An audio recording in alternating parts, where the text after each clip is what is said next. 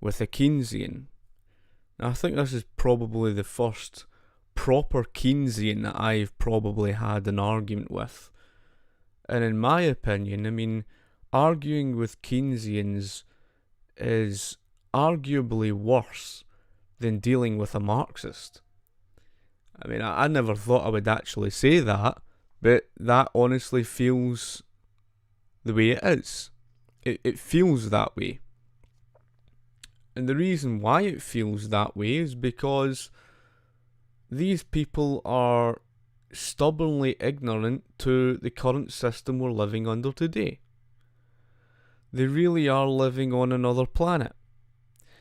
So, at least with a Marxist, they can acknowledge that there is a problem with the system today. They can acknowledge that today's system is morally bankrupt. They can acknowledge that. But when you talk about people like this, they live on another planet. It's honestly like, okay, they might support the private sector to some extent, fair enough, but when you come across certain people like this, they really are completely ignorant of economics and history, right?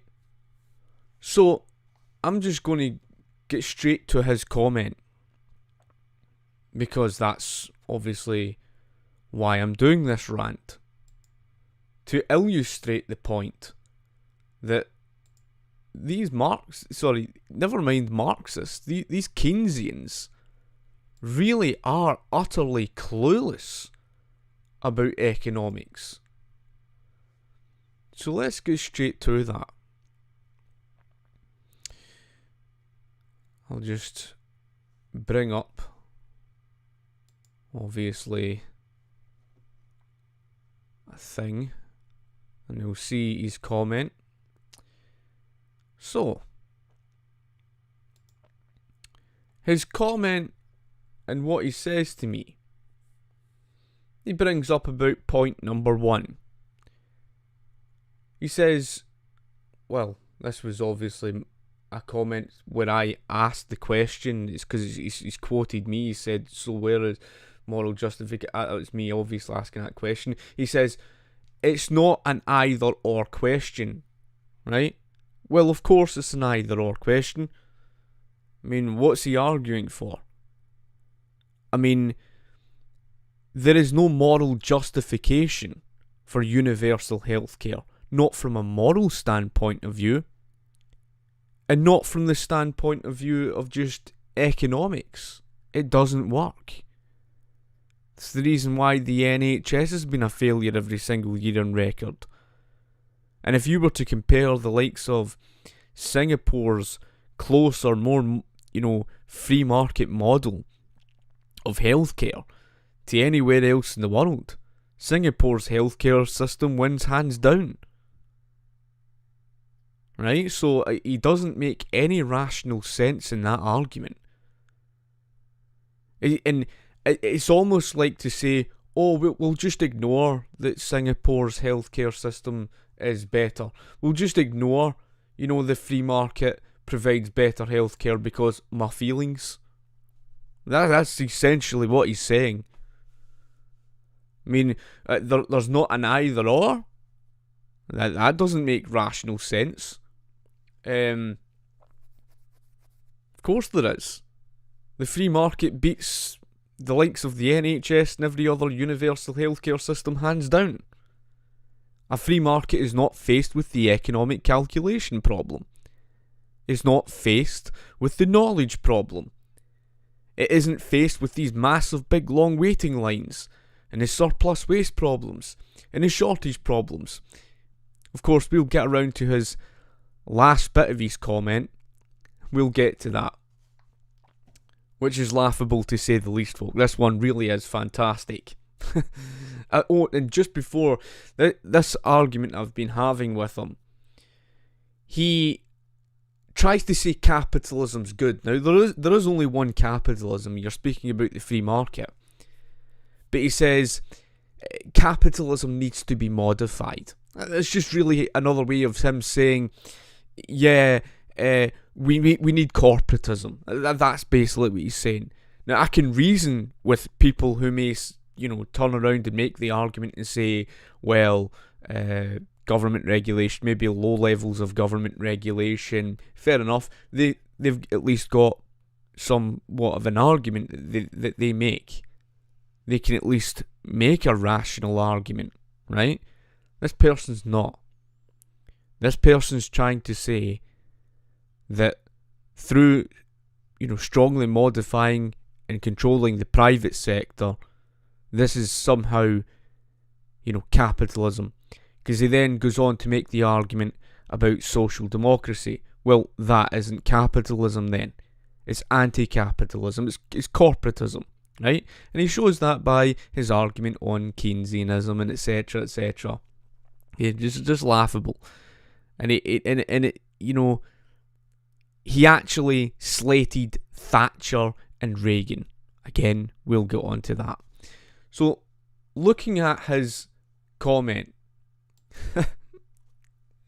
he goes on to say, number 2,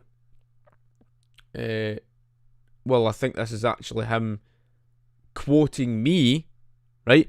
So I said, not only is the main American healthcare market not capitalist, it was caused by socialism that drove the healthcare costs spiralling out of control through the AMA monopoly. And of course there was the overregulation of the private sector, there was the third-party payer system, there was the introduction of, all the, insurance for unnecessary things, which is anti-capitalist. Forget that point, however. He responds by then saying, monopoly is a feature of capitalism.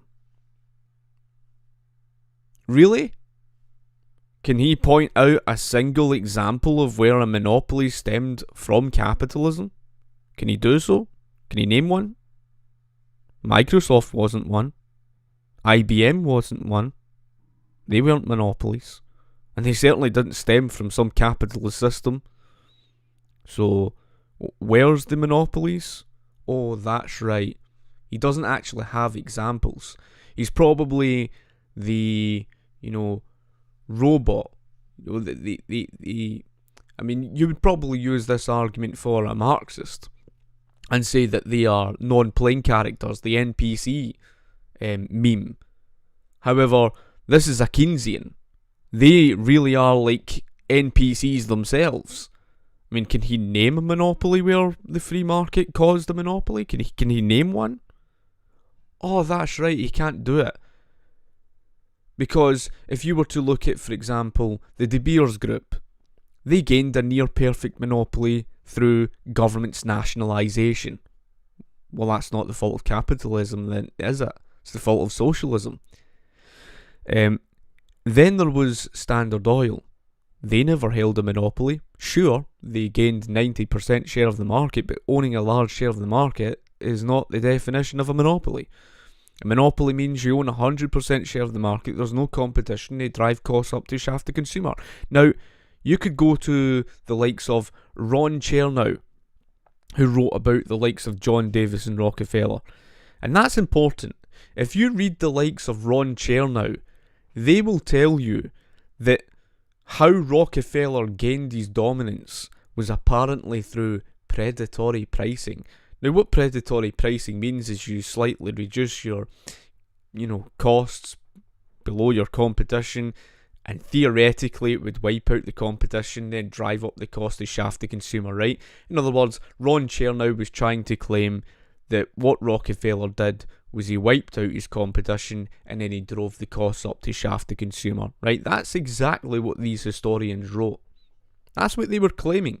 They were claiming that these, evil monopolists drove costs up and shafted the consumer. That's 100% what they said. The problem with their argument is that never happened. It never happened, folk. Never happened. The consumer price index was falling. That takes their entire narrative of what they just... I wouldn't even say it was a mistake. They literally lied about the entire period of history. I mean, how can you go to such an extreme in lies and say that, well, how can you possibly turn around and say, well, Rockefeller drove the costs up and shafted the consumer? Or really? Or really? Is that the very reason why in 1869 it would cost more than 30 cents per barrel of oil, but by 1897 it would only cost 5.9 cents per barrel of oil? But hold on a second here. I thought it was predatory pricing. Hold on a second here. I thought he drove the costs up to shaft the consumer. Oh, he never. Oh, well, that's a very different story from what these mainstream historians wrote, isn't it? And as if that wasn't bad enough, they used the same claims, and I have actually quoted it numerous times before. I don't need to again. I've pointed out in the videos of what even Thomas J. DiLorenzo had pointed out in his book, How Capitalism Saved America. He addressed the point on the antitrust myths, right? For those who might not know, the antitrusts were basically a legislation brought in to apparently break up monopolies. And at the end of the day, preceding the Sherman Antitrust Act in 1890, preceding that, which is before obviously, between 1880 to 1890, Thomas J. DiLorenzo analysed 17 such industries that were accused of holding monopolies. And out of all 17 of the such industries, their productive output increased by 175%. 175%, folk. Right? So, I mean, that is proof that it was not a monopoly. Because that's the only way you're going to create a monopoly, is by restricting productive output. That is the only way. You cannot create a monopoly through predatory pricing. Because the example of Herbert Dow's chemical company and what Herbert Dow did to the German cartel proves why you can't do it.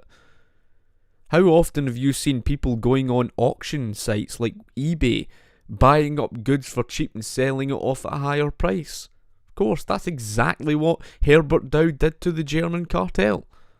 Herbert Dow sent agents to go and buy up the cheap goods of the bromine and sold it off at the higher cost.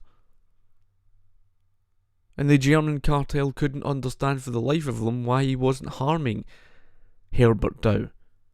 So predatory pricing is just theoretical nonsense. The only people who believe in it are economic illiterates who don't understand anything about history or economics, aka Keynesians.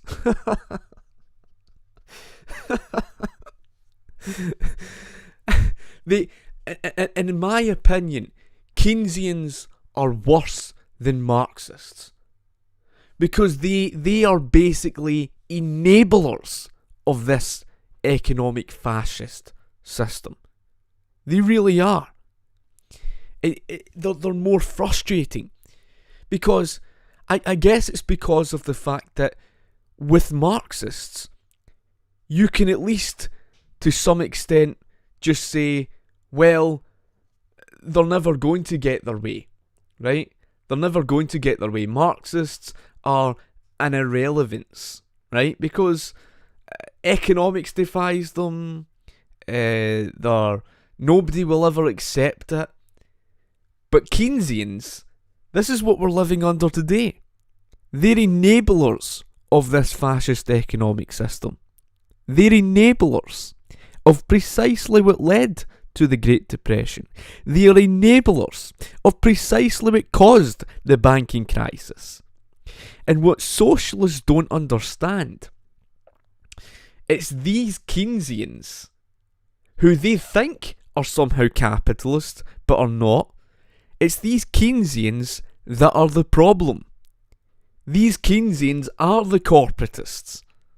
That's why they're worse than Marxists. And they're so ignorant. And we'll get around to that with his comment. So let's just go back to his comment here for a second. Number 3, he says, well, this was actually him quoting me, in fact, because I did state something. Once the state takes ownership of something through nationalisation, you are faced with government price controls, and that's exactly what I was saying, right? That was him quoting me, okay? Because it does. That's public ownership, folk. Okay? Public ownership in the real world, not a fantasy world. In the real world, who is it that taxes you? The government. Who's the one who takes control over the money and etc., the prices? The government. The government price controls. What I was speaking about, in fact, was basically once the government controls the prices, you're faced with the economic calculation problem. So he goes on to say, in a hospital in the USA, a week's stay may cost 500 times what it would cost in Britain or Denmark, but the patient doesn't pay it. The society does through its taxes. Right. Why on earth, despite even in my first comment, I said, so where is the moral justification then for universal healthcare over capitalism? And I even said to him before, I said the American main healthcare market is not capitalist. I stated that. So why then does he come back and state this? Why does he state that? He goes on and says, in a hospital in the USA, a week's stay costs more than 500 times what it costs in Britain and Denmark. The only difference, obviously, is the taxes. Well, folk, I have said umpteen times, and I'll say it again. Capitalism is the free market. A free market means there is a straight transaction between the consumer and the provider. I have never in my life stepped foot in the United States of America. I've never been. I've never used their healthcare system, obviously. But I can tell you they have a third-party payer system. A third-party payer system means that someone else in the background, a third party, gets to determine the cost. Meaning there is no straight transaction between the consumer and the provider. That means the consumer is eliminated. That means the consumer does not get to shop around for the cheaper cost. That means there's no free market. That means government monopolised it. In other words, government created a third-party monopoly of cost in the background. Now, it was that third-party payer system, folk. It was that third-party payer system that had resulted in that monopoly of the cost. Why? Because that was 100% responsible for the collusion between the private pharmaceutical companies. Had the third-party payer system not been there, and had it been the consumer being able to shop around for the cheaper cost in a free market, the collusion would never have been able to take place. Oh, but they don't want to touch upon that now, do they? Because it changes the entire narrative of the utter crap that they spout. Now, this is the very reason why Keynesians like this are the worst. Not only because it's a case that they don't understand economics, it's the case that it's not just the case of them being enablers, it's the dishonesty, folk. They know that. They can even show their dishonesty by admitting that a free market means a self-regulating economy. They do. So why then would they turn a blind eye to you persistently telling them that government created the problem, and they swear past it and still try to call it capitalist?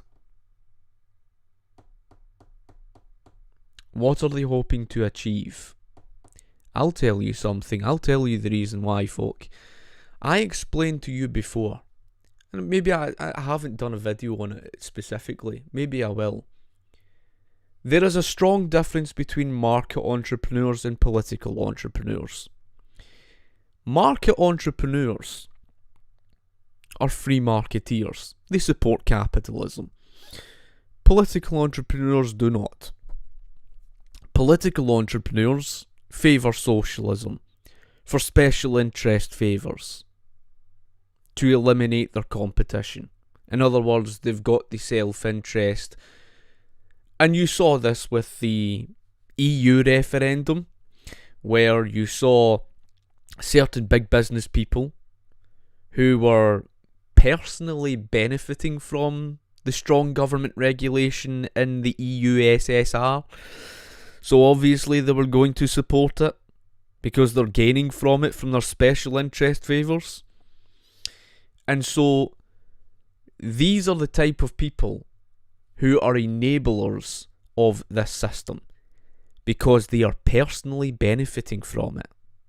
Right? It's just like those politicians who lied to you, who spoke down to you, spoke to you as if you're stupid, said, oh, you didn't know what you're voting for when you voted for to leave the EU SSR. It's the same thing, right? They just want to look down on you, call you stupid, because you want to know why? Because they're getting special interest favours. They're personally benefiting from this corrupt, morally bankrupt system, and Marxists are absolutely right for what they complain about. But unfortunately, capitalism is what gets the blame for it. So, these are the type of people who enable this, right? A political entrepreneur. That's why they come out and say these ludicrous things. And history isn't on their side. Never has been, and it never will be, folk. So let's go back to his ludicrous comment. So, yes, like I said, folk, it's not... I don't know if I can resize this.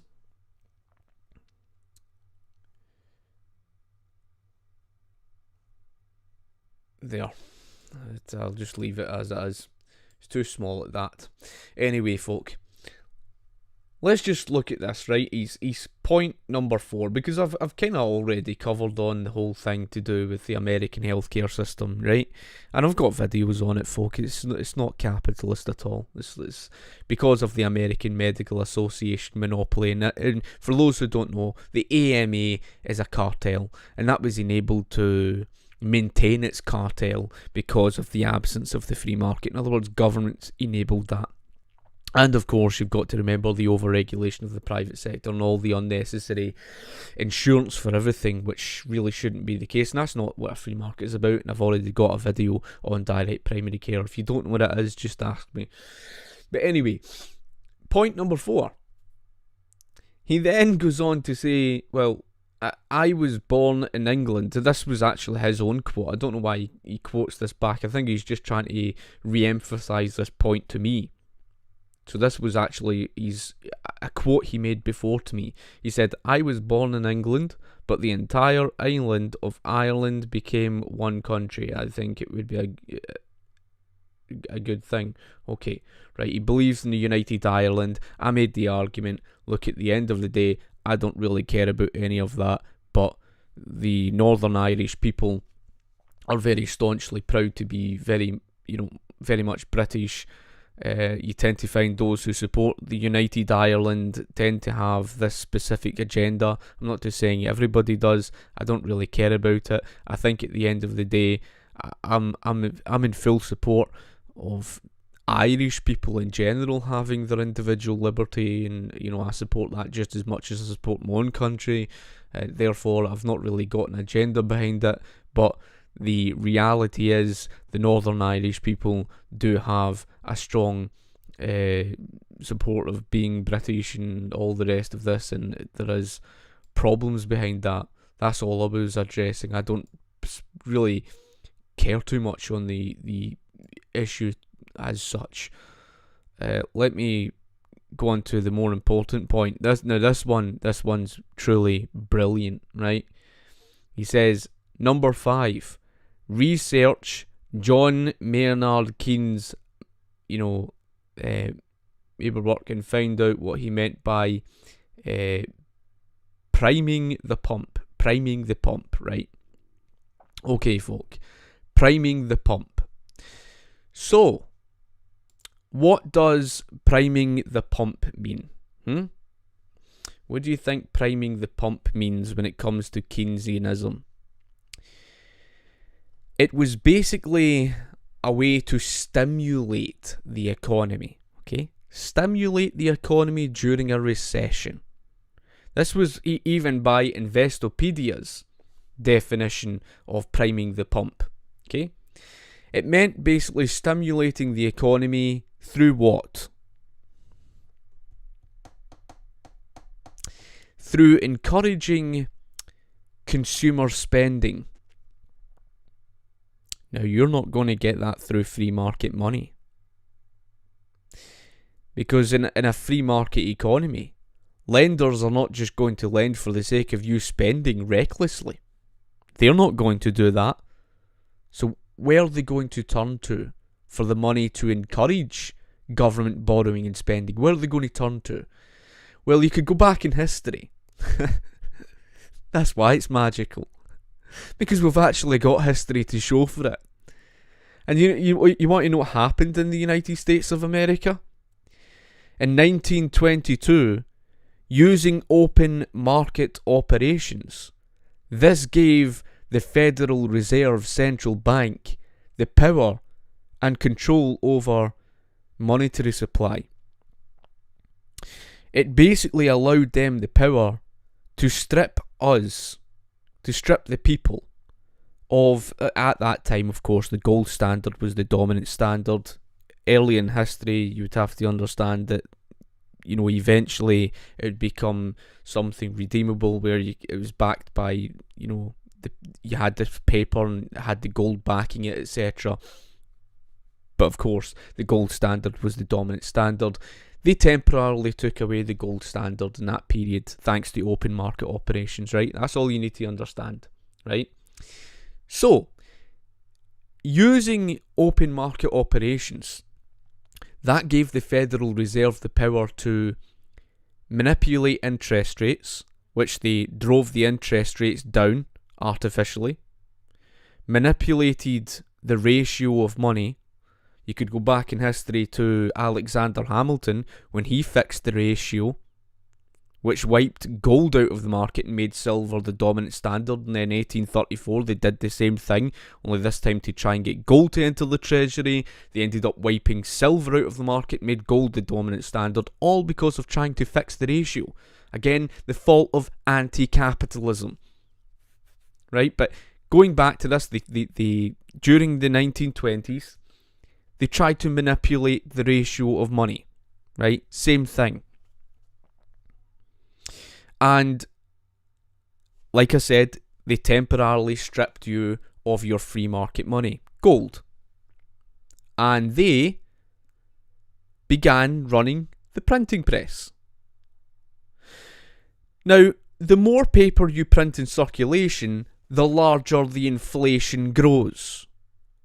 A donkey could tell you that the cause of the Great Depression was what you saw with the inflation and then eventual deflation. What caused the inflationary problem? Running the printing press. So how's that the fault of capitalism? And what would running the printing press do? Devalue the base of the currency, so that your currency is worth less in purchasing power. Meaning you struggle to buy with it because it's worth less, right? So the poor are getting harmed by this, okay? They're being harmed by the devaluation of the paper currency. And then, like I said, they artificially drove the interest rates down. Now, if you look up the definition, just look up on Investopedia the definition of priming the pump in Keynesianism. And it distinctly states that to stimulate the economy, it means to lower interest rates below market value and basically encourage government borrowing and spending. Capitalist Mellon, who was the advisor of Calvin Coolidge and Herbert Hoover, Capitalist Mellon advised Hoover not to go down the road of this Keynesian nonsense and told him to just leave things to liquidate. Leave the free market be. Leave it be. Don't touch it. Don't bother with, all these subsidies. Don't bother with the printing, borrowing and spending. Did Hoover listen? No, he never. Eventually, funny enough, Hoover later regretted it and retracted in his statement. And I think it was about 1932 or 1933. He retracted his statement he later regretted. Now, the reason that is so important, folk, is because he, and I'll read his quote again, he, in his quote, in number 5, he says, research John Maynard Keynes, I don't know if he's, I can't, neighbour at work, and he says, and find out what he meant by priming the pump, right? In other words, what he was trying to say, this guy, Donald, is trying to tell you that Keynesianism was all about, stimulating the economy in terms of a recession, and that Keynesianism wouldn't cause such a problem. And in fact, that's his solution to fixing the problem. Why is that a problem, folks? I'll tell you why it's a problem. Because the artificially reducing of the interest rates was 100% the reason for why, well, maybe if you add in the printing and of the, running the printing press causing inflation, but, two of those things, running the printing press and artificially reducing the interest rates, that's what caused the Great Depression. That's what caused it. That didn't stimulate the economy. That's what caused the Great Depression. That's what caused the boom and bust cycle of the 20th century. That's the reason why Keynesians are so economically illiterate. That's what caused the Great Depression. Because when you've got a higher interest rate in the market, that's a price signal to say, here is a shortage of savings in the economy. That's what it means, folk. That's what the higher interest rate means. The higher interest rate saying, here's a shortage. You've got a shortage of savings. It's no different to prices in the economy. If you, let's just say for argument's sake, if you've got a higher price in the market, what does it mean? It means you've got a shortage. That's why you can tell in the market you've got a shortage of housing. The shortage of housing is there because the higher price is there as a signal to tell you that information. That's how we know all over the Scandinavian economies they've got a severe lack of productivity because their costs of goods and services through the roof. Prices tell us that information. Prices are signals. Okay. So, if you've got a higher price and it's a shortage, is artificially driving the price down going to change the fact that there's an underlying reality of a shortage? No. So, what happens when price goes up? Demand falls. What happens when price goes down? Consumer demand drives up. common sense would tell you, folk, if you've got a shortage of something in the market and you artificially drive the price down, the only change that you're making is you're driving up consumer demand in an area of a shortage. And you're creating an even greater shortage problem.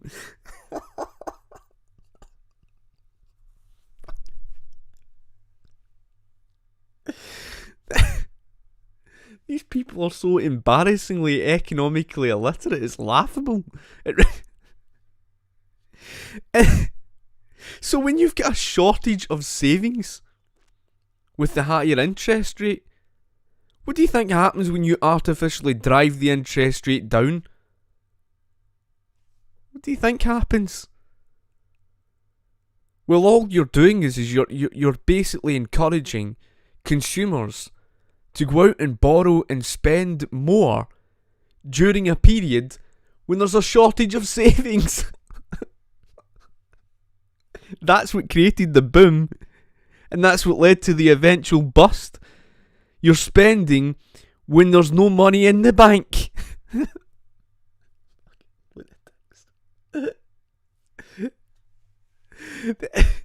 And he's trying to make that out. He's trying to claim, as if to say,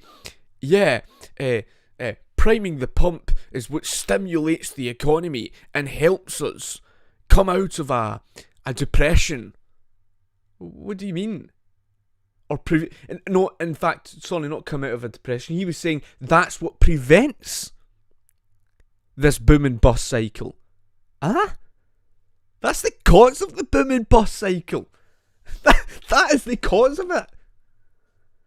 That is 100% the reason for why the boom and bust cycle happened of the 20th century. Because of the artificially reducing of the interest rates and the printing, borrowing and spending. The encouragement of getting consumers to go out and borrow and spend more with running the printing press. So we can conclude Keynesianism caused the Great Depression and the banking crisis. And despite the fact they have not learned their lesson since the 1930s, since the fact they've head-bangingly created the same problem over in 2008, they still haven't learned. They still haven't. They fucking still haven't learned. That would make you want to take your head and smack it off a brick wall. They still haven't learned, folk. It's truly remarkable. I'm going to read your comments very soon because I want to get to your comments as well. Because I do obviously really like your own inputs and everything, and that's part and parcel of this channel. So let's get back to this, and we'll quickly get through the rest. Okay, so we've covered that one. Then, because he's someone who favours FDR, by the way, and FDR actually favoured Nazi Germany's economics. That's down in history. That's down in history. He was the one who prolonged the Great Depression. The lowest, the unemployment in 1929 when the Great Depression happened was at 3.2%, folk. I'll just quickly explain that and then I'll go on to number 6. Unemployment in 1929 was 3.2%. When FDR took over, the unemployment rate was about 24.9%, right? 24.9%. That was quite significant, right? To be fair, he created this illusion that he was improving things because he did reduce the unemployment down to about 14.2%, round about there. It was about 14.2 or 14.6% he reduced the unemployment in 1937. However, as a result of his policies. He exacerbated the problem because he faced the Roosevelt recession. It jumped from 14.2% up to 19.0%. The real recovery did not begin until after the Second World War. And what Keynesians tried to tell you is, Keynesians tried to say, somehow the Second World War was a period of wealth, a period that created wealth. I'm thinking to myself, you honestly do not understand Henry Hazlitt's broken window fallacy. If you... Let's just say, for argument's sake, because this is a broken window fallacy, right? If, for argument's sake, you entered a war and a country came along and bombed your country, you haven't created wealth. You're sitting with less because all those businesses have just been destroyed. That was wealth to the consumer in the country. Those businesses are gone now, right? Because they've been bombed. They're gone. So you didn't create wealth. You're sitting with less. I can't believe I actually have to explain that.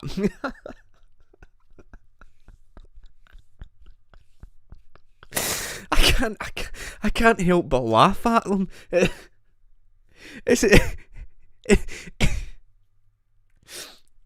You know, I get past the stage of laughing at Marxists because,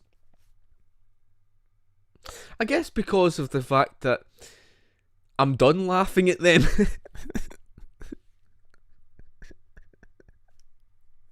But Keynesians,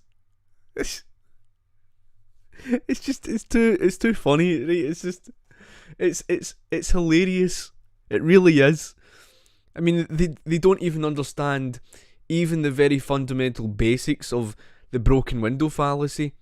You know, they are very much like Marxists in the sense that they think that they can play God with the economy. You know, he was trying to argue with me that you can somehow control prices and all the rest of this. And in his excuse, he was saying, we need a modified capitalism. In other words, he's just basically saying we need corporatism. That's basically what he was saying, right?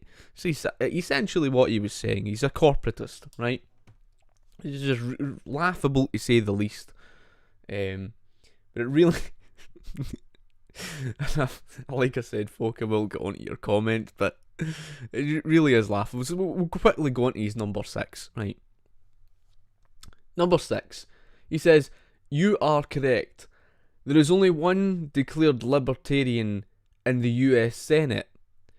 Well, I don't know who that is, to be honest with you. I would personally favour libertarians.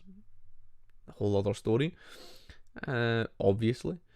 And then he says, there are so few because of what the Europe... I think because of Europe... what was that? Because of what European libertarianism is impracticable. Basically, all he's saying here is that, you know, the reason for why there's so few of them in the Senate is because apparently libertarianism doesn't work. Can you see how deeply flawed that logic is, folk? Right? So, let's just use, for argument's sake, let's talk about North Korea.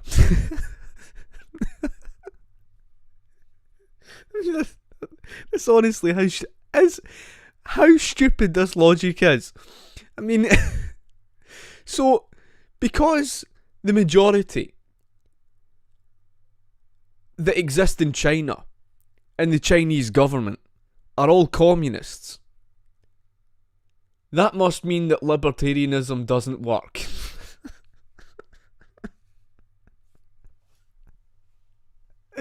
And the stupidity of it, it reaches that type of stupidity that you kind of look at them and you think to yourself, How did you even reach that level? How did you even achieve that? This is mental gymnastics. It really is. It's so because the majority believe something, that means the majority are right. Let's move on with the rest of his comment. Jesus Christ, man. This is why I had to share it. It's too funny. He says, if you want to study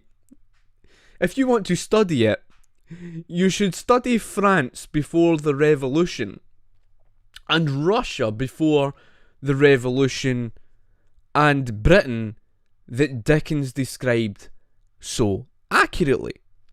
Okay. To quote Ralph Raico was someone who sadly passed away in 2016. He was a great economist, a great economic historian, someone I greatly admired, and I learned a lot from him on the Industrial Revolution. There's actually an amazing video by him.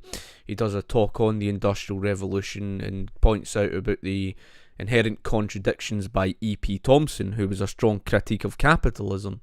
Okay, now he goes on about Charles Dickens, who died in 1870. So, okay, fair enough, he lived in the 19th century.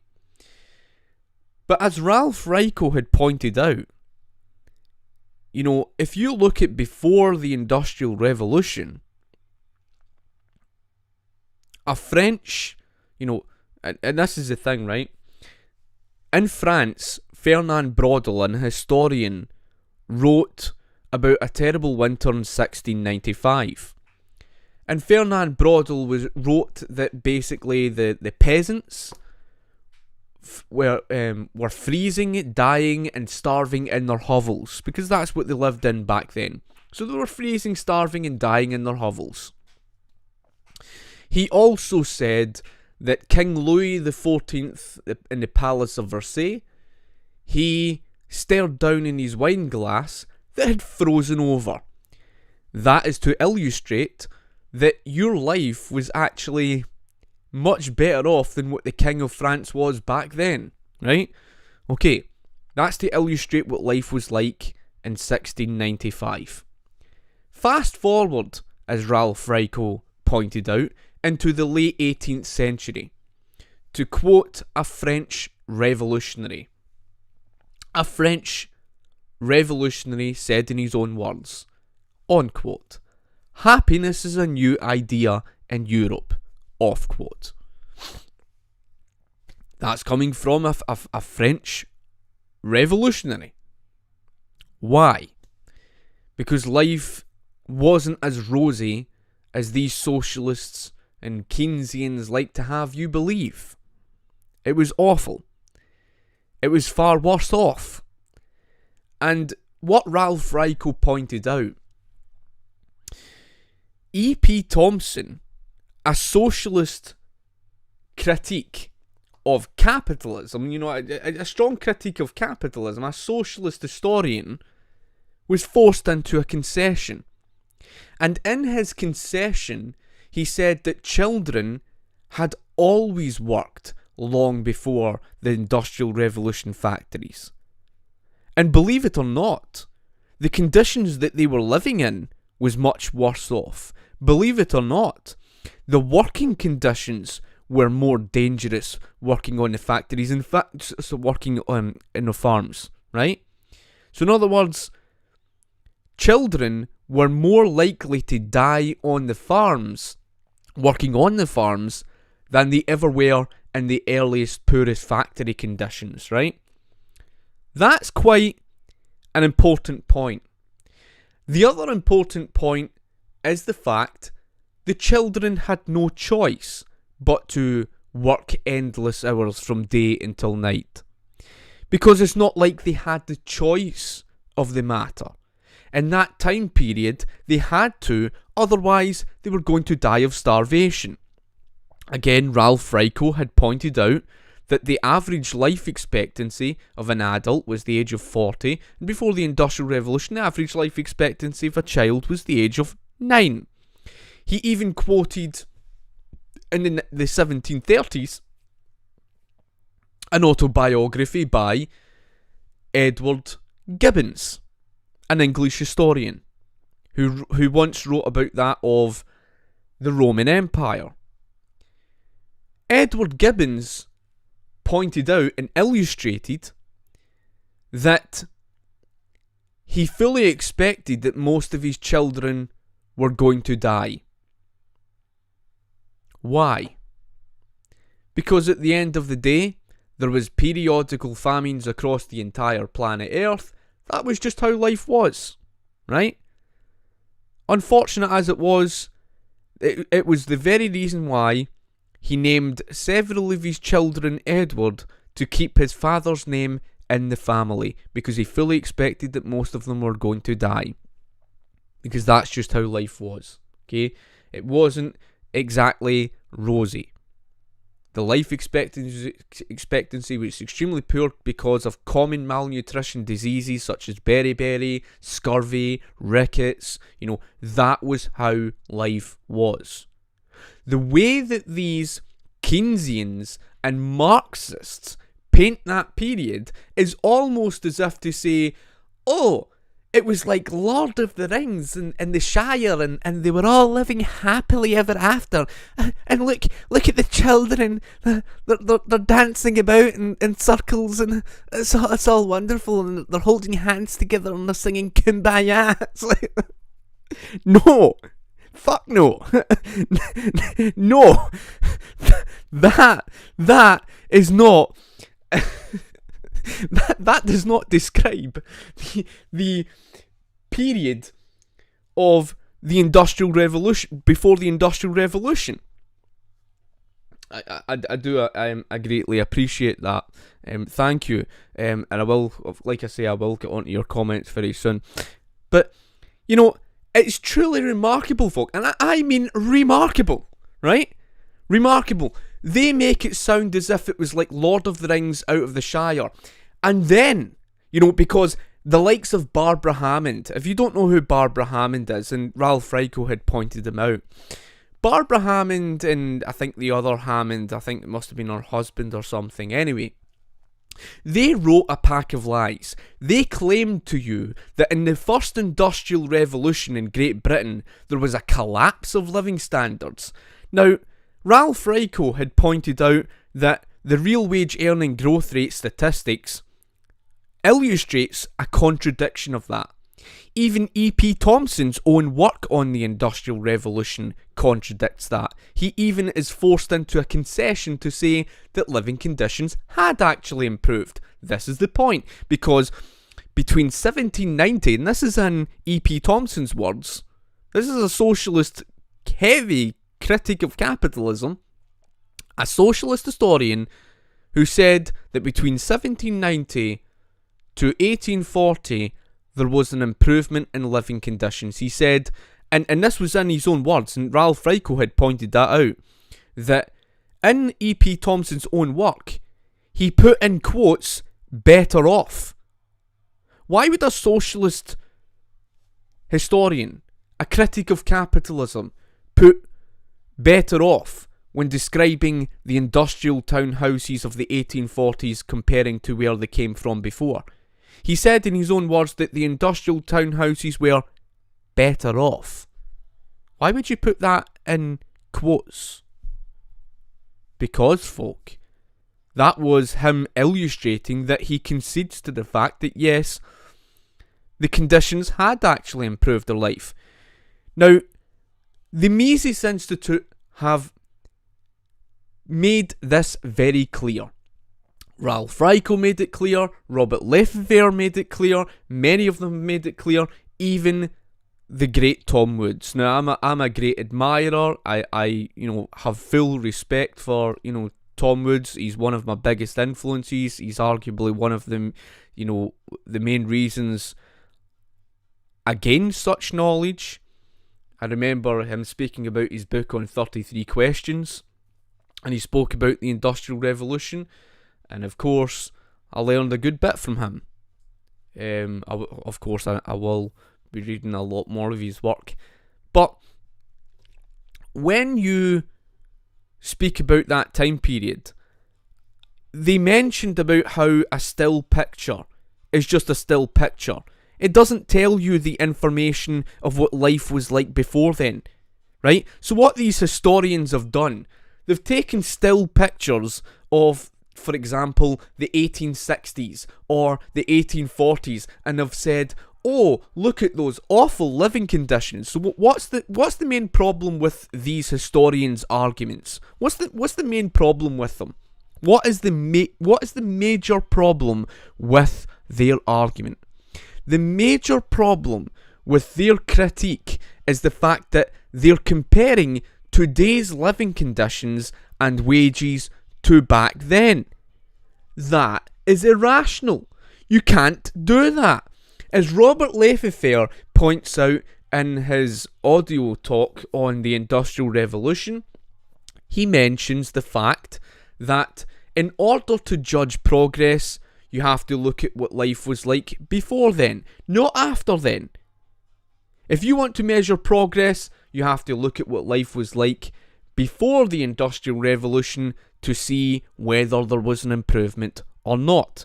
And that's the reason why Ralph Raico had mentioned about that, to do with, the peasants who were freezing and starving, dying in hovels, even the, biography, the autobiography by Edward Gibbons in the 1730s. All of these things that go into all of that. Of course, even back in the 1730s, Norway and Sweden, these were countries who were mixing tree bark with grain in order to make bread. And it wasn't because they thought it was nutritious, it was because that was the sad, awful life that they lived. It was impoverishment. There was a shortage of food. They were desperate, right? I mean, even they would have had the sense to understand that it's not a good thing, but they were desperate. So that illustrates the harsh life of people before then. So was life during the Industrial Revolution harsh? Were the conditions awful? Yeah, I mean, no one denies the fact that the industrial townhouses were dark and smelly and clogged together and in harsh conditions. I mean, no one denies that. But how the hell do you think we got to today's living conditions? For the same reason they went from the hovels in worse conditions to living in industrial townhouses. Wasn't because, government came along with legislation and saved us all.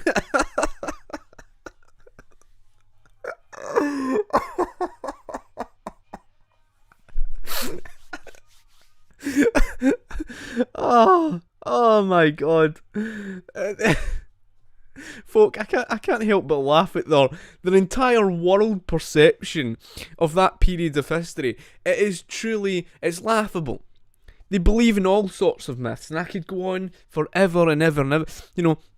For example, the kids, Barbara Hammond tried to, she made clear that there was, not just one group of children. She actually made that clear. But what Barbara Hammond did not make clear, and you can even research this for yourself, what Barbara Hammond did not make clear was which group of children were being poorly mistreated. Oh, she didn't do that. No, instead, she tried to claim it was the factory owners that somehow forced them into working in factories, which is simply not true. It simply isn't true, and their mothers would not prevent them. The mothers actually refused to let them,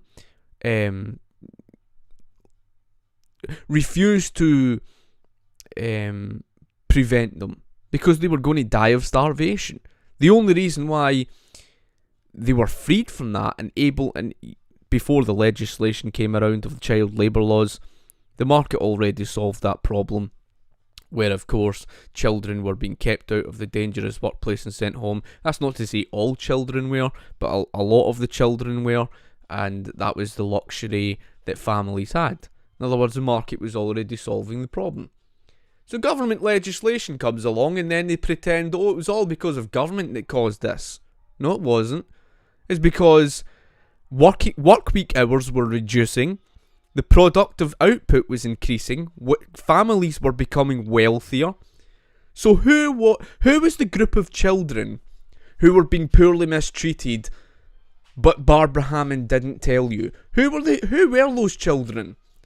It was the children who were rejected by certain parents and orphans living under the supervision of government.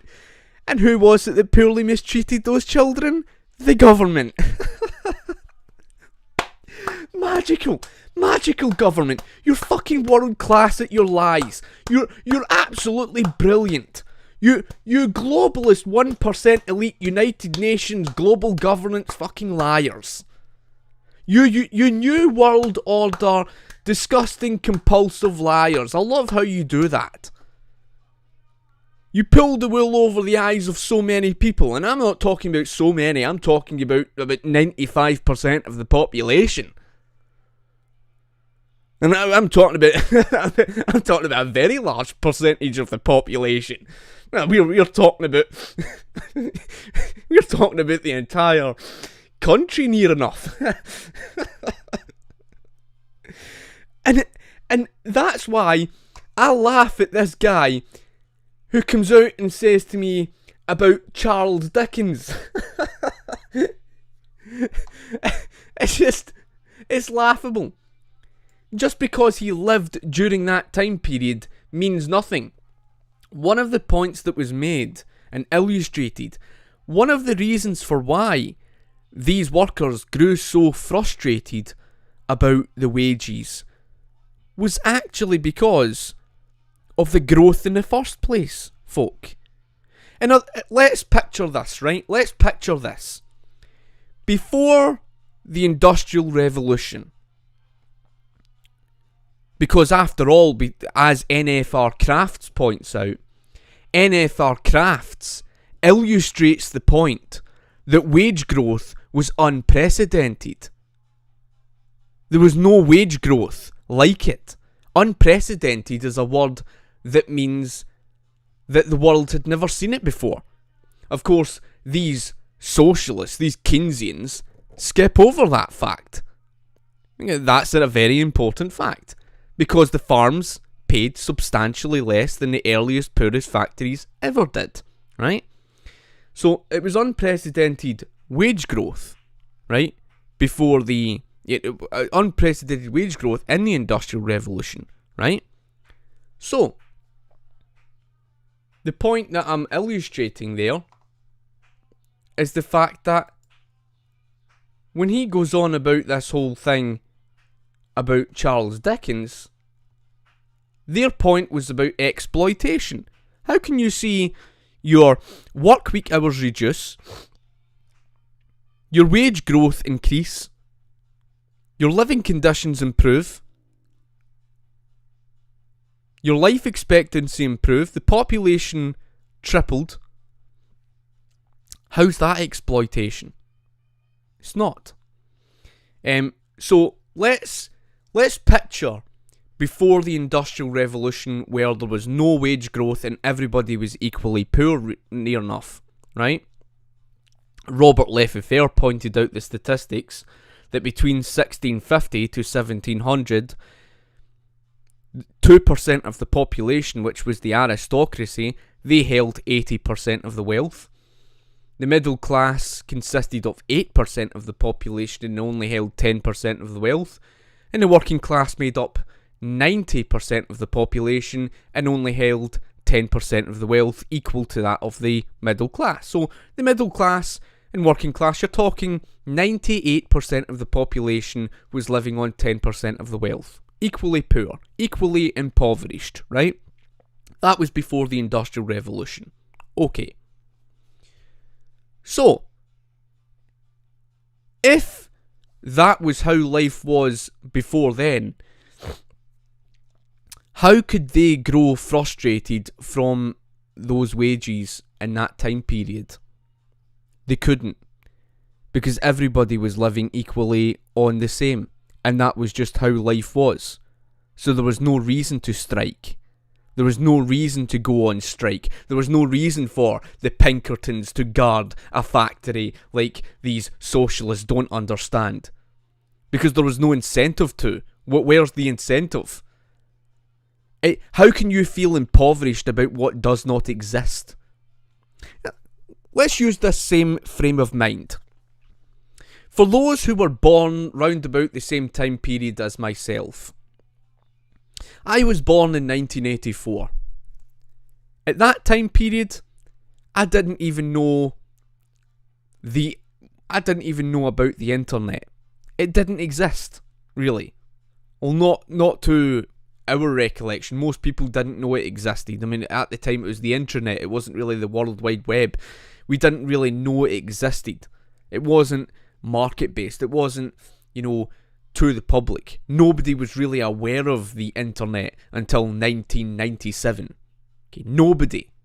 Right? The only people was government using the intranet for the sake of the military, and that was it. Okay?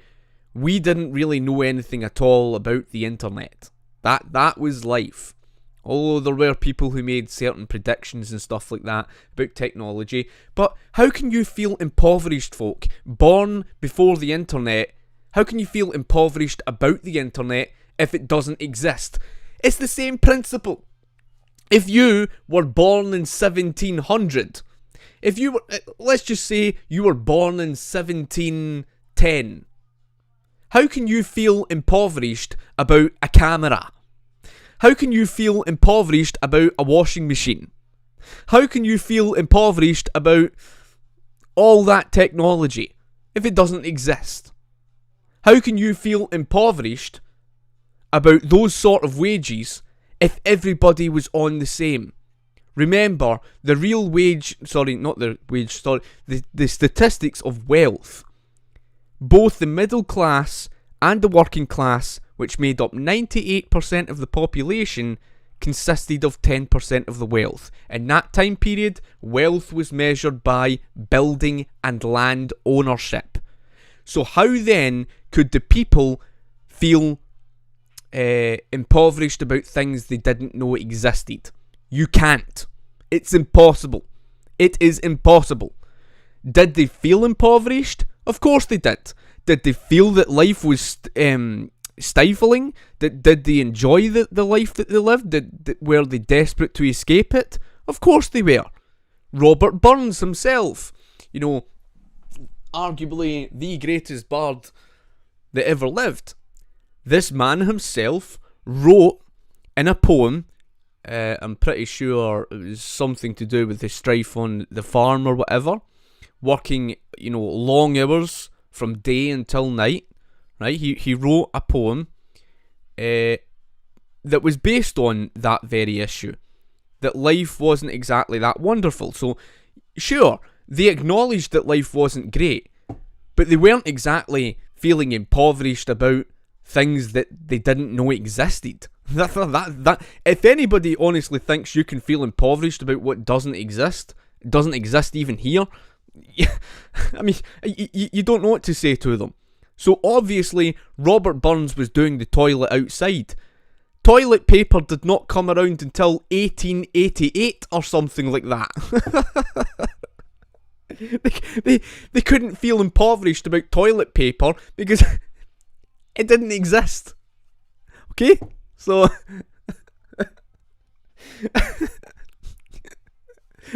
that's the funny thing. Okay, so yes, they acknowledged life was horrible and that working more than 80 hours per week was horrible. Of course. But it wasn't a case as simple as saying, oh, my poor life. Oh, I'm living in the 1740s. Oh, I don't have a computer. Oh, I don't have the internet. Oh, I'm so impoverished.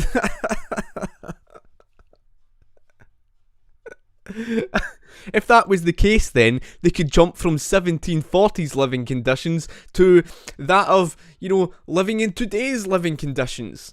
But people just don't understand. they're looking at today's living conditions and wages and comparing it to back then, and it's just so irrational, right? So, here's the point that I'm addressing. When something unprecedented happened in Great Britain, and this was unprecedented, this was the statistics given by NFR Crafts. Ralph Raico had quoted this himself. He's a great economic historian, a sad loss. He passed away, like I said, in December 2016. Ralph Raico had quoted about NFR Crafts and the real wage earning statistics. As he stated, unprecedented real wage earning growth rate statistics, happened between 1780 to 1820. For the first time in human history, the whole of society was increasing by 0.55% in wages, right? That was the real wage earning growth rate. Now, to us, that's right, to us, we're going to think that's poor. We who fucking live today, we think it's poor.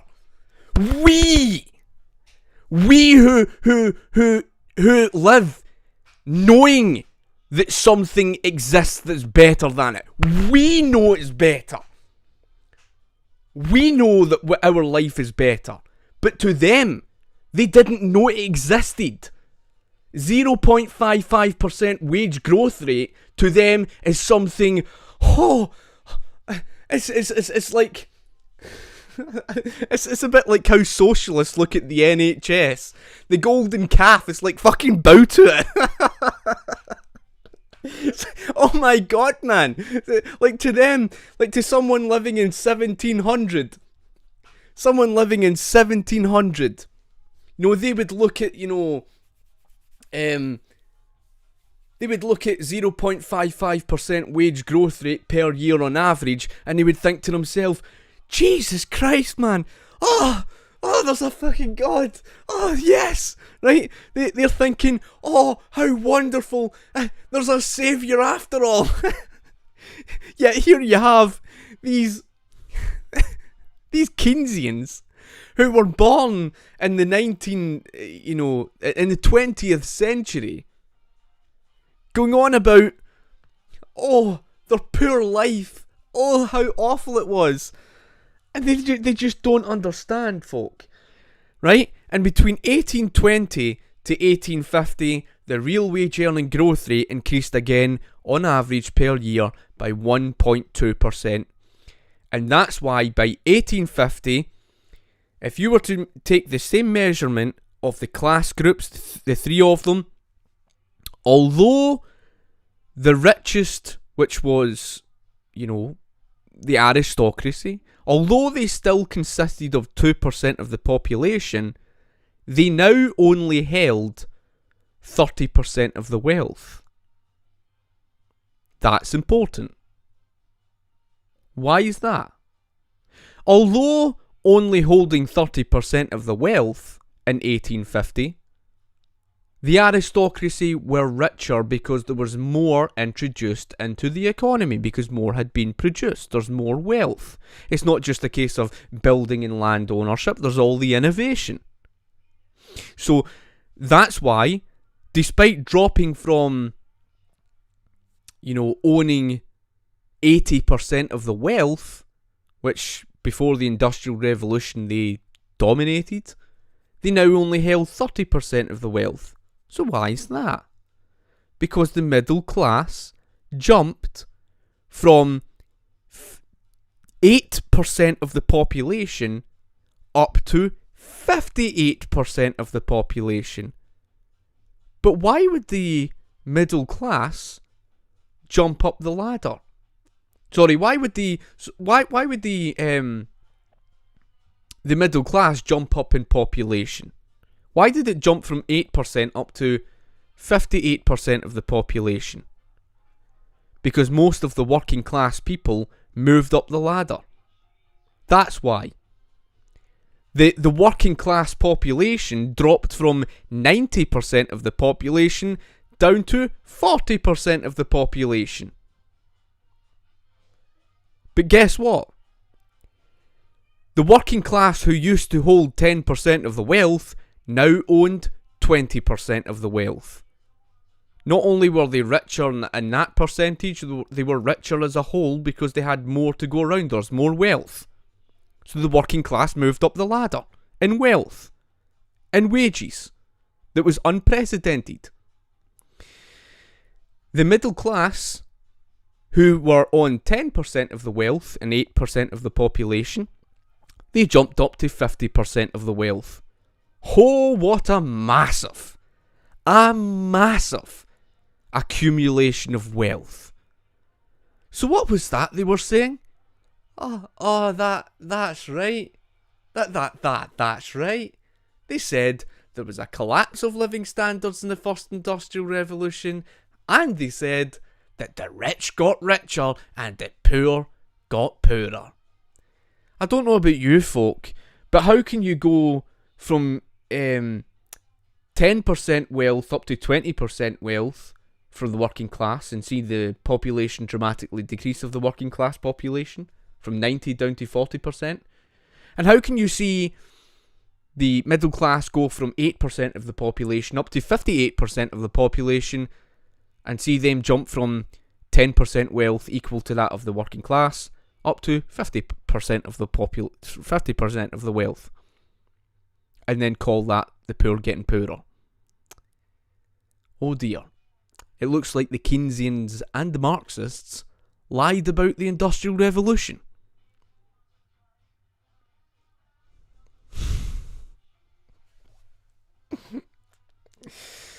That's why you have to laugh at these comments when you see people, when you laughably see people like this, who go on about Charles Dickens.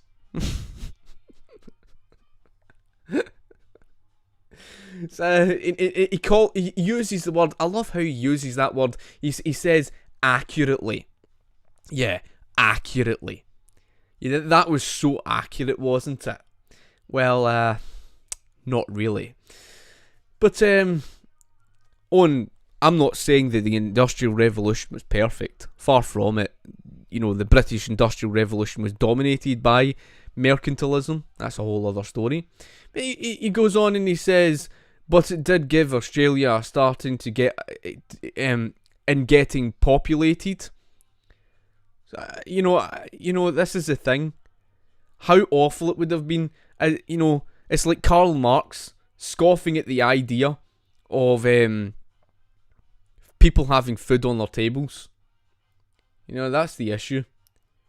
And then it says, most of Europe is governed by social democracy. Yeah, we can acknowledge it is. In other words, corporatism. We can acknowledge that fact. That's the very reason why the United States of America is sitting trillions of dollars in debt. It's the very reason why they faced the Great Depression and the banking crisis. Then he says, nobody wants to go back to the way Britain or any other country was governed in previous centuries. Right? Right, okay. And he says, thinking of a libertarian government trying to cope with a pandemic gives most people nightmares. This goes back to the healthcare. So let's touch upon his first part there, where he says, most of Europe is governed by social democracy. Nobody wants to go back to the way Britain or any other country was governed in previous centuries. Okay, folk. Let's go on about that one, okay? Because this one's brilliant, right? Why is that brilliant, folk? Why is it brilliant? Economics is a question of scale. And if you were to look at a question of scale, yes, Singapore is a free market economy on a question of scale, right? When you compare it to every other economy, you know, a free market, it's not something black and white. It's not, you can't take economics and just say, oh, it has to be exactly this with exactly these policies and exactly that and exactly this, that, and the next thing. It has to be exactly this, 100% this. And if it's not that, then it's not a free market. That ignores the fact that the word free is scalable. And it's a question of how free your economy is. Certain parts of the economy are freer than other parts of the economy. Of course, these people are simple-minded. They don't understand economics. So, Singapore, despite having government ownership of, the likes of housing, is a very strong free market economy. And besides that point, the laughable thing is, it's not because government owns housing that you see the growth of an economy. Housing's got nothing to do with the growth of an economy. The growth of an economy comes from productivity and free trade. In other words, thanks to capitalism. Thanks to the free market, right? And that's precisely what Singapore was, and arguably still is. It turned towards a strong free market-based economy where it freed up its economy. It has extremely low levels of government regulation. It has a style of economy where there's strong economic business freedom to, do business and exchange in the marketplace. And, it's a strong free economy. Okay? So Singapore freed its economy up in the 1950s, much like that of Hong Kong. I'm not saying it's 100% or anything, right? But it freed its economy up. And Singapore thrived and prospered with practically no natural resources, right? Now, judging by his logic, Singapore would be worse off, right? Because that's what he's saying. He's saying that, again, if you go back to his quote, he's basically saying that most of Europe is governed by libertarian government trying to cope with the pandemic. Oh, sorry, go back. It says, going back to his comment, he goes on about nobody wants to go back to the way Britain or any other country was governed in previous centuries. Well, first and foremost, Britain was dominated by mercantilism, but it doesn't change or hide the very fact that in that time period, Britain did have low levels of government regulation. So what he's trying to say is that having low levels of government regulation is so catastrophic to the economy, right? Singapore sits there with extremely low levels of government regulation, right? It's an economy that's strongly free from government in that regard with regards to the economy, right? It had practically no natural resources and it thrived and prospered. It was no different to that of Hong Kong. Yet, here's the point. Singapore, which is not a mixed economy, Singapore, which is not anything at all like Great Britain's social democracy, let's show a comparison. Yeah, how wonderful this social democracy is really doing. You want to know what the difference is between here? I will see if I can resize this because this is bloody magical. This one is absolutely brilliant. This is brilliant, right? Here you can see, folk, from what I'm pointing out here, right? I don't know if I can point up. Up here is Singapore, right? That is Singapore. Down here is mixed economy United Kingdom. What's the difference between the two of them? The difference is, mixed economy United Kingdom, for the past 3 decades, has been stagnant. Mr. Capitalist Singapore is sitting there pulling away. Now, we know that GDP isn't the only measure that you have to go by. But this is typically something that you would look at for the average household income. Look at the average household income in the United Kingdom. Now, look at the average household income in Singapore. Do you see a difference? Is Singapore worse off? Is Singapore worse off than the United Kingdom? Seriously. Are they having a laugh? Is he trying to tell me that his social democracy is better off than a free market? Is he honestly trying to say that? It is hilarious, folk. Why do I point that out?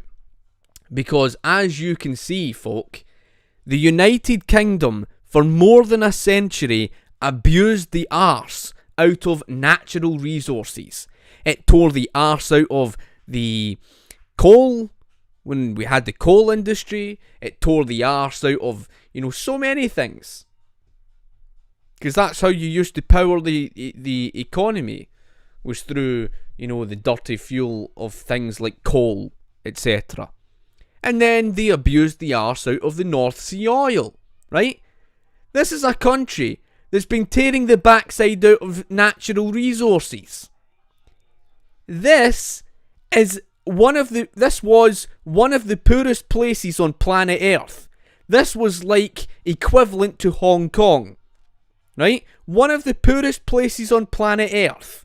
A city with practically no natural resources. Practically none. Do you see the difference? A country that's a mixed economy, abusing the arse out of natural resources, is stagnant, and a city shall I say, that had practically no natural resources, is far freer in its economic model, has far less regulations than the United Kingdom, yet is giving Great Britain a showing up. Now, I don't particularly have a picture of our airports. You could look at London's airports, and I've never really had much of an opportunity. I think they've got a few airports. I've never had much of an opportunity going abroad. I think I had been through Heathrow Airport once or something, and it's a massive airport. It's quite it's something. It's just it's decent. You'd say Munich's airport in Germany is impressive compared to Heathrow Airport. Put it that way. If you've ever been to Munich in Germany, their airport is massive. It's spectacular, and even their system of I think that they've got the sort of subway thing running through it. It's not like that in the United Kingdom. It's like tough shit. You have to go outside and get a taxi or something like that. Anyway, so there's that, right? Let's now point out this. Oh, where's that? Oh, holy shit! It looks like something out of a socialist utopia. The funny thing is about the funny thing is about that picture, folk. I'll see if I can enlarge it. Right, that's the furthest it'll go. The funny thing is about that picture, folk. That picture, right there, is the prime example of what capitalism produced. And you want to know what's funny about it? What's actually funny about it is the very fact that when you look at it, I remember seeing a socialist, point to that picture. They didn't know what it was. But this was their utopia. They were saying, oh, look at how, environmentally friendly it is. Oh, how environmentally friendly Singapore is. Well, they didn't call it Singapore because they didn't realise it was Singapore at the time, right? But they were going on about, oh, look at how wonderful and green it is. It's so nice compared to the United Kingdom. Yeah, that's funny, that is, because Singapore is far more capitalist than what the United Kingdom will ever be.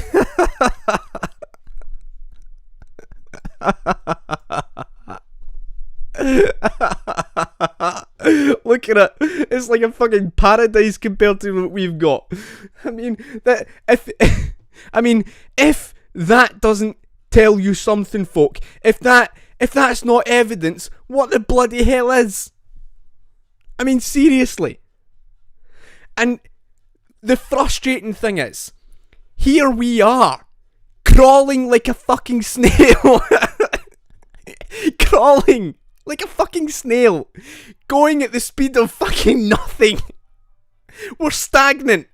Wait, from about what? That was even in 2015 or 2017's figure. 2017's figure 4 years ago. 2017, look back 3 decades. And then compare that to the growth of Singapore. Jesus. And now you know why Keynesians are so frustrating. You know, that's why I say I can sympathise with Marxists when they complain about today's system. Because it is morally bankrupt. And it's because of people like Donald... What's his name? Donald Edward. I think he says he now lives in Canada or something. Because of people like him. He perpetuates the problem. It's people like him that enable it. It's people like him that hold us back. You know, and that's why I say he's the I'm alright Jack. Because he's the sort of person who's probably benefiting from special interest favours. He said he's an economist, which tells me he's probably working for the globalist elite. Because there's no lie, by the way, that the globalists pay people to go on social media and bully people like me. There's no lie about that. That's actually true. I can't remember what some people call them. I think some people called them shills. Right? That there's actually real examples about that. There's even a concession a guy used to actually work and do that. I think he worked in some factory or something, and it was very secretive. And they give gold stars, and these gold stars, these 5-star members, are the ones who they must heavily attack the most. Right? In other words, people like me who are critiquing socialism heavily, they'll come after me. Right? And these globalists basically pay for all of those type of things. A good example of that, folk, was because the heart of the globalist elite is the United Nations. That is your one world government. They were the ones who were behind the whole climate change scam. They were the ones behind the whole global warming. And what the United Nations do, and this was even quoted by Lord Christopher Monckton, that they pay off, they lobby and they pay off left-wing parties across these countries, and they get them to lay on these socialist policies all in the name of climate change. They even tried that on Australia with the carbon tax, and you'll remember that, and there was a revolt by the Australian people. The Australian people basically said, you know what, globalists? Take your carbon tax and ram it up your backside sideways. We don't want your carbon tax. Take your socialism and ram it up you. Right? That's what happened, right? So it's the same thing, because these tinfoil hat wearing, deluded socialists actually think that's a conspiracy theory. They actually do. They're that deluded, they actually believe that. They think the New World Order is just something made up. It's something that they've widely spoken about. It's something that they've widely documented about, written about in their own words. But according to these deluded socialists like that of Quick Sticks Productions, he seems to think that, for some strange reason, it's all tinfoil hat wearing. Even although they've already admitted it, even although they've already documented it, it's a big conspiracy theory.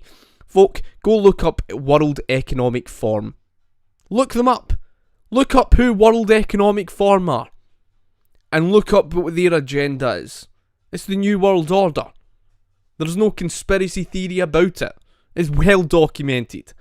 If they think that it's some conspiracy theory that they're aiming for strong political centralisation for one government and one currency, what planet have they been living on? They live under a rock. Right? So that's basically, the type of people that you're dealing with. And I firmly believe, now I don't know for definite, but I firmly believe that these are the type of people who come on and try to attack people like myself over my information. I just look at them and I kind of think to myself, you must have special interest favours or something there. I mean, how can you justify that compared to that? That's the laughable part. Because according to their logic, Singapore would be far worse off. After all, he was the one who argued, and he said, oh well, we need a modified capitalism. A strongly modified capitalism. You've got to laugh at that, folk.